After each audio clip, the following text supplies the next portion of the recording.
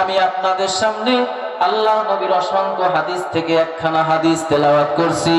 عن أنس رضي الله تعالى عنه হযরত আনাস রাদিয়াল্লাহু তাআলা আনহু থেকে বর্ণিত, আল্লাহর নবী বলেন, লা ইউমিনু আহাদুকুম হাত্তা আকুনা হাব্বা ইলাইহি মিন ওয়ালিদিহি ওয়া ওয়ালাদিহি ওয়ান নাসি আজমাইন।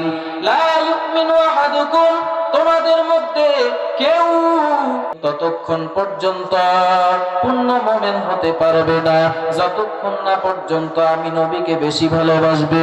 মিওয়ালাদিহি, তার পিতা থেকে, ওয়ালাদিহি, তার সন্তান সন্ততি থেকে, ওয়ান্নাসি আজমাইন, দুনিয়ার সব মানুষ থেকে যতক্ষণ পর্যন্ত আমার নবীকে ভালোবাসতে না পারবা ততক্ষণ পর্যন্ত পূর্ণ মুমিন হওয়া সম্ভব হবে না। হযরত ওমর রাদিয়াল্লাহু তাআলা আনহু বলতেছেন, পয়গম্বর, আমি আপনাকে ভালোবাসি আমার থেকে। আল্লাহর নবী কয়, তুমি এখনো পূর্ণ মুমিন হতে পারো নাই। আল্লাহর নবী এই কথা বলার পর হযরত ওমর মাত্র 2-3 সেকেন্ডের মাথায় ডাক দিয়া কয়, পয়গম্বর, আমি আমার জীবন থেকেও আপনাকে বেশি ভালোবাসি। আল্লাহর নবী বললেন, রে ওমর, এবার তুমি পূর্ণ মুমিন হয়ে গেলা। আল্লাহর নবীকে সাহাবায়ে কেরাম কেমন ভালোবাসেন। হুব্বুর রাসূল মিনাল ঈমান,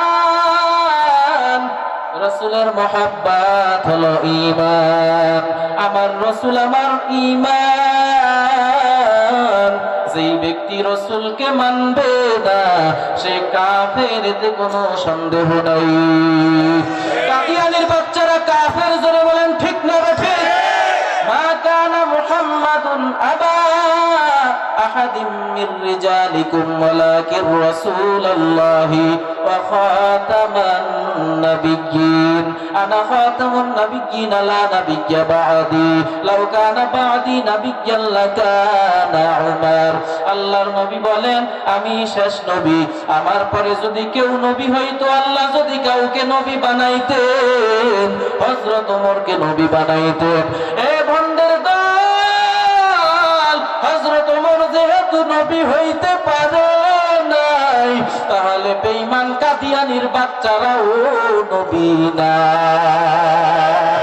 এই বেঈমান কাদিয়ানীর বাচ্চাদেরকে সংসদ থেকে বেঈমান ঘোষণা দেওয়া লাগবে।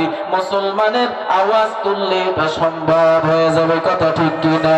যদি সংসদ থেকে ঘোষণা দেয় তাও কাফির, সংসদ থেকে ঘোষণা না দিলেও আল্লাহর আদালতে কাফির।